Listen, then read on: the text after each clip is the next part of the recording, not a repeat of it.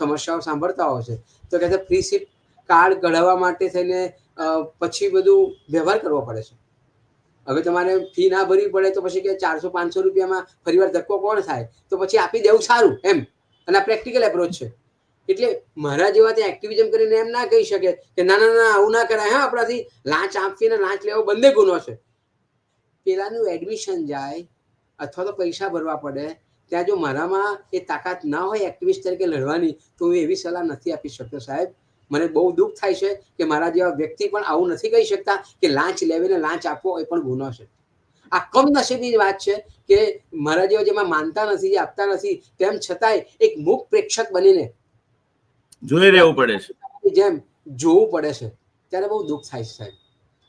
તમે લ્યાજ ગુજરાત મોડેલ છે, તો તમારો આ જે સ્થાનિક સ્વરાજની ચૂંટણીઓના લક્ષ્યમાં રાખીને તમે આ કરો છો, બહુ દીવા જેવી સ્પષ્ટ છે. બધા જે સાહેબ જે માનસિક અસ્થિર નથી અને જે ધાનને ખાય છે, બે પગે ચાલવાવાળા માણસને આ ખબર તો પડે છે કે આ કેમ ચાલી રહ્યું છે.